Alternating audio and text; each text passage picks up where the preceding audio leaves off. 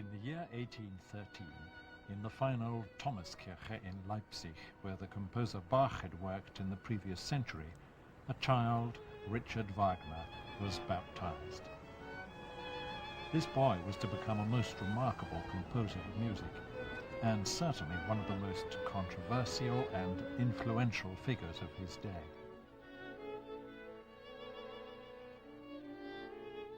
The house where Wagner was born no longer stands, but this drawing gives an idea of it and the surroundings. The child Richard was ostensibly the son of Karl Friedrich Wagner, a government official with the Leipzig police force. But Wagner's mother, Johanna Wagner, had been having an affair with another man, so it's quite possible that her ninth child, Richard, was not in fact a Wagner, but the son of a certain Ludwig Gehr. Gehr was an actor by profession, and he also painted and sang well, so you could say he was an artistic all-rounder. Interestingly, in view of Wagner's later declared anti-Jewish prejudices, it seems Gehr probably had a Jewish family background.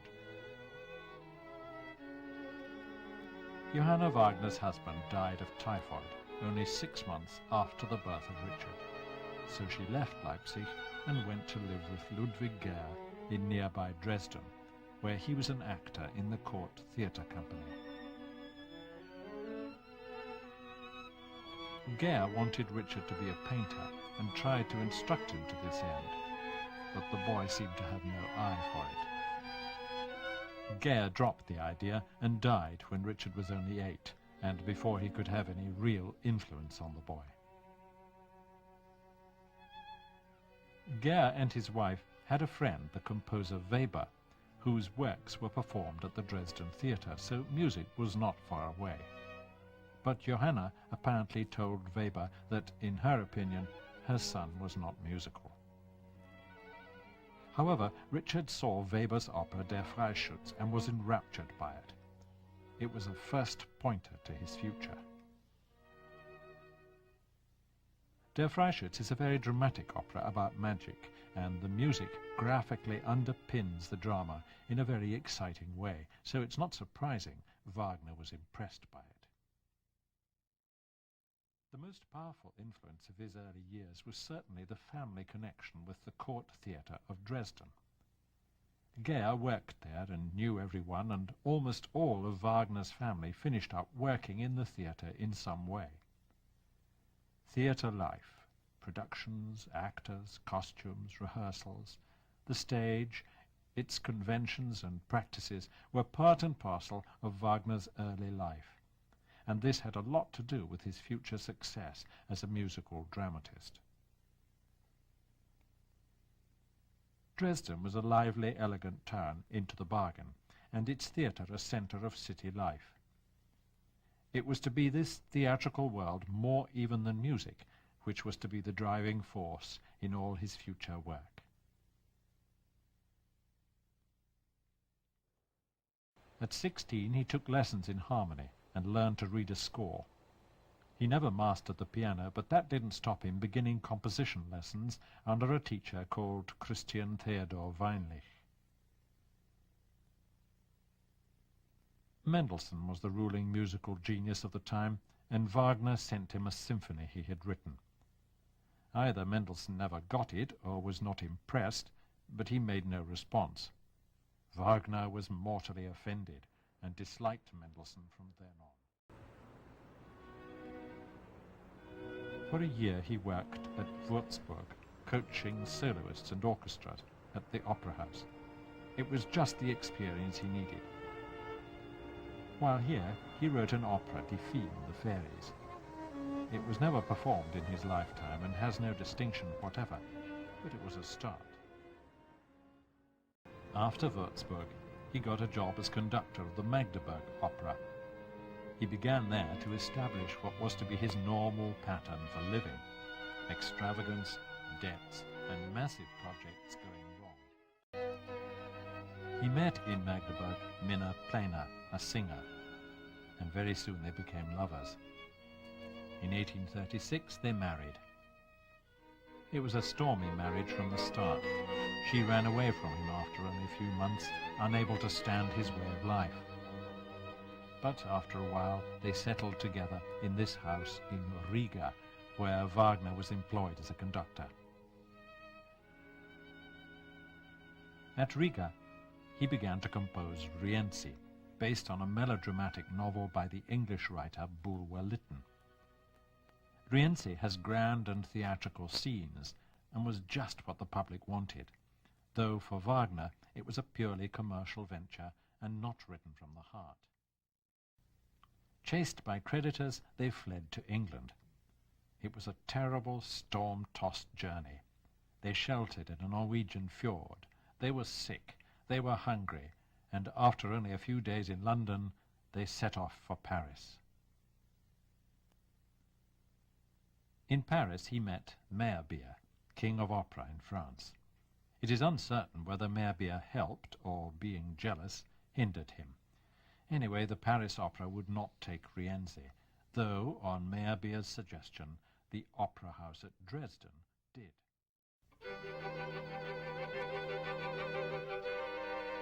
Meanwhile, in dire poverty, and borrowing from friends and family as they could, Wagner and Minna retired to the village of Meudon, outside Paris, where he began work on Der Fliegende Holländer, the ideas for which arose from their recent terrifying sea journey. No matter how awful things were, in what would have been to most people a hair-raising life, Wagner never lost his belief in himself and his abilities, and he just scorned anyone who questioned him.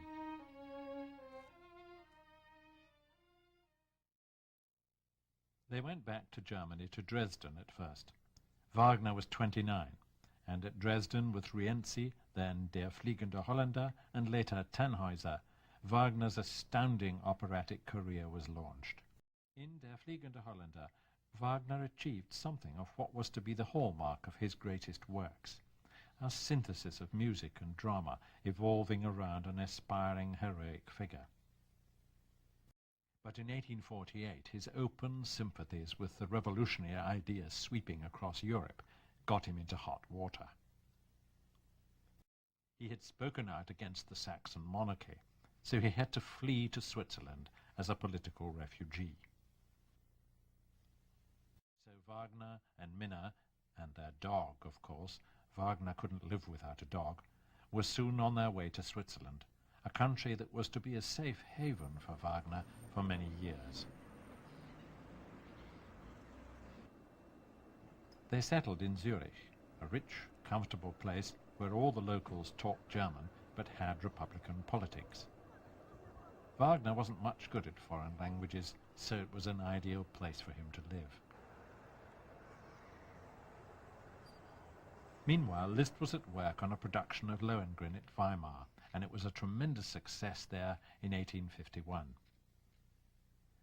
Wagner's position in the musical world had changed. With Rienzi, Der Fliegende Holländer, Tannhäuser, and now Lohengrin, all successful and all playing at various opera houses around Europe, Wagner was unassailable, and he was now looked on as the principal composer of German opera. Otto Wesendonck was a rich silk merchant of Zurich. His young wife, Mathilde, had become quite besotted with Wagner and his music, and while she and her husband lived in this splendid villa overlooking Lake Zurich, they ensconced Wagner in this little house next door. It was an excellent arrangement for Wagner, always hard up for money and constantly in need of adoration. Mathilde Wesendonck and Wagner were soon in daily contact, and after a time, in spite of Otto and Minna in the background, became lovers. The affair made such an impression on him that he turned aside from composition of the ring on which he was now engaged, and under the effect of his passion for Matilda, wrote his opera Tristan and Isolde, surely one of the most astounding reflections of a love affair ever created. Of course, Wagner's wife Minna was not at all pleased about this, any more than Otto Wesendonck was. It all resulted in Minna Wagner becoming ill, and spending most of the rest of her life having cures. As far as Matilda went, she couldn't in the end leave her husband and child, no matter how romantic her liaison with Wagner, so he went off to Paris to set himself up there. The Paris Opera was not so easily conquered. The Jockey Club, whose members bought most of the best seats at the opera to view the pretty ladies in the corps de ballet, wanted Tannhäuser with a ballet in the second act, and when they didn't get it, they destroyed the performance with constant noise and whistle-blowing. After his struggles with ignorant but autocratic authorities in Dresden, and now this intolerable situation destroying his art, it's hardly surprising that Wagner was in the end to conclude that the only way to get proper productions of his works mounted was to have his own theatre. Only Wagner would have the staying power to bring such a thing off. In Paris he met Liszt again, and met also Liszt's 3 children. Cosima, on the left of this picture, was still a teenager at this time. Paris might not take to his operas, but it had its compensations.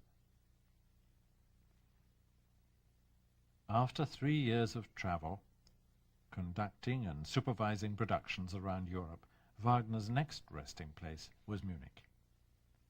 This was brought about by the arrival on the Wagner scene of the 18-year-old King Ludwig of Bavaria.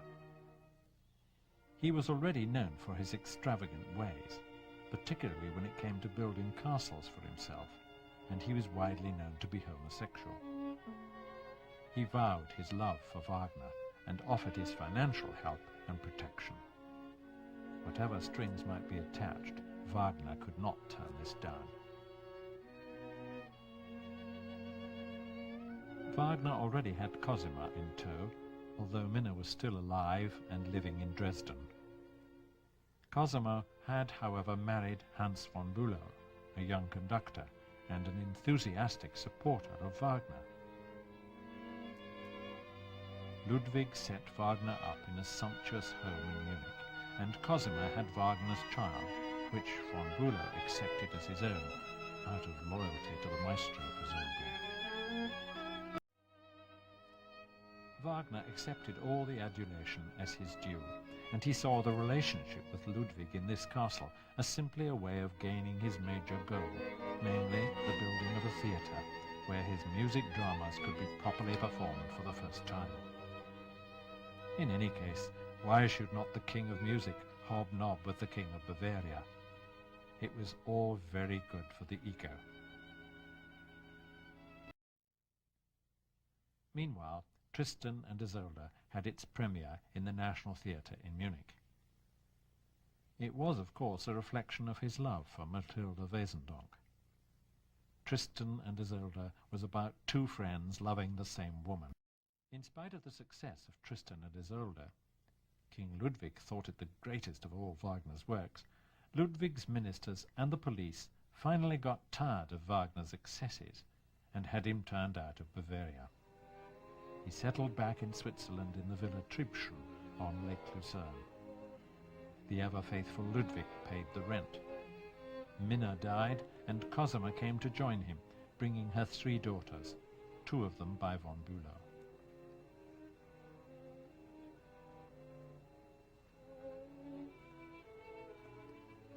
Lake Lucerne has its charms, even on a winter day.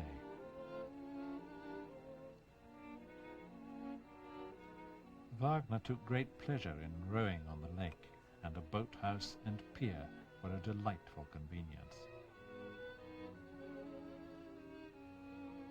The whole royal affair, however, was blowing up into a near-comic opera when the young king appeared on the doorstep of Tribschen, appealing to his beloved Wagner and claiming that he wanted to give up the throne and live with Wagner forevermore. He was quite put out by Cosima and the daughters.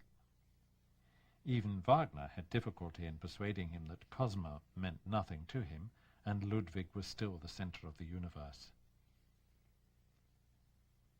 Of course, if Ludwig wasn't king, he wouldn't be nearly as useful to Wagner's designs. Ludwig retired discomfited, and perhaps there were a few sleepless nights at Tribschen, wondering what he might do. Ludwig now had a clear view of the real Wagner, and recognized that he was completely egotistical and calculating. For all that, Ludwig never stopped being loyal to Wagner the composer.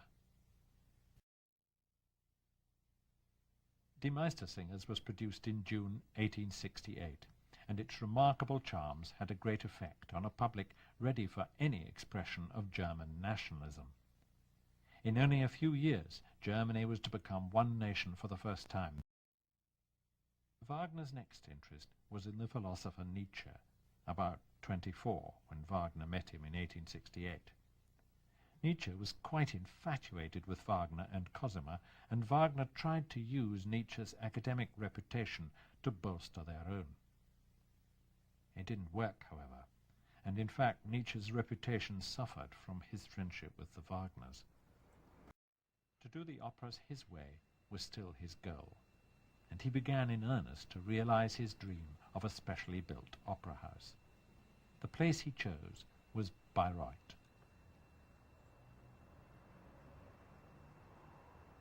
Fundraising began, and even Ludwig chipped in with the money to build a house for Wagner, the Villa Wahnfried, today a Wagner museum.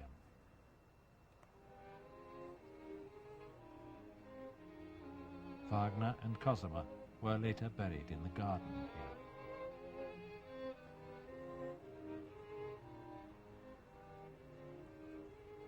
Bayreuth is a singularly attractive town.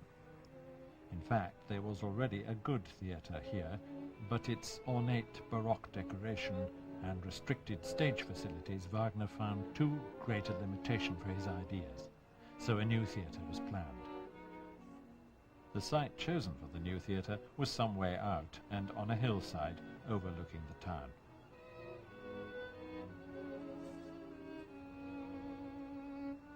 An avenue of trees leads down to the city. Only the single-minded Wagner could bring off such an amazing achievement. Of course, the special demands Wagner made on the architects meant that the money ran out. A temporary building was put up, and Ludwig was persuaded to make a loan to the festival. The temporary building still stands. The theatre is still today an exceptional building, and nowhere is Wagner's strength of purpose more evident. The auditorium is wood-walled, and the seats made of wood and cane, so not sound-absorbent. The orchestra is completely hidden from view, and the sound wells up as if from a sort of amplifier. The spacious stage with its moving floors and machinery was quite revolutionary, and today maintains the highest specifications of modern innovation, just as it did in Wagner's time. Cosima and Wagner left for Venice, and lived for about 6 months in the luxurious Palazzo Vendramini on the Grand Canal. It was a fitting place for a man so enamored of luxury to end his days. There he died in February 1883 at the age of 70. Not long after Wagner's death, Ludwig went mad and was found drowned in a lake in mysterious circumstances.